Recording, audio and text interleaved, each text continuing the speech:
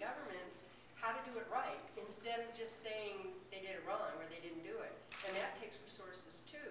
How has it been working when you've been pitching this to the legislature, who are the people that determine the funding? And that's the problem, is that they're not convinced enough yet, and you need us to lean on them to give you the resources you need to really do what's needed? The way the law was written in the past was it said every government should be audited. And government was just defined as anything with a public dollar. Wow. And as many of you have driven throughout New Mexico, you might have like some soil and water conservation sign. You don't even know what that is. But that's a government. And some average citizens come together and say, well, let's manage the land, or let's manage this water system. And the Audit Act, all it did was it said, you have to get audited every year. Well, 500 of those governments weren't getting audited because they were terrified. They were what I call dark governments. And we recently changed the law this year where we said, we as auditors have to become more grounded in reality and set two different standards for governments and acknowledge that there's a real difference between Clayton and the city of Albuquerque.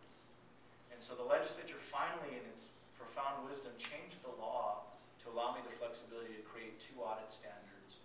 Now they're still going to get tested, and they're going to still have to submit reports, but the city of Albuquerque's audit, for example, cost $400,000 this year.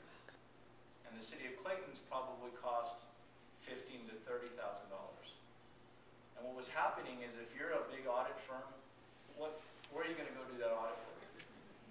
You're not going to go to Clayton. So you had a lot of unaccountable governments, not because the citizens didn't want to, but because the system just hadn't been intelligently kind of tweaked to what is really truly New Mexico.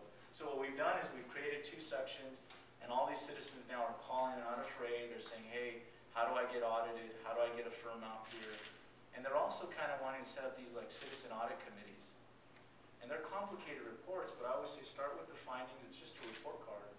And what they're doing is you have these citizens becoming kind of financially literate, and it's an amazing process. So we are doing that. We don't have resources, so what we're trying to do is change the law, get citizens involved, get county commissioners involved, because a lot of times their financial experts come and go, like school teachers, like law enforcement. They travel, they go where the better pay is. So yeah, with the legislature, I don't mean to misspeak, they changed the law this year, and it changed the way accountability is going to be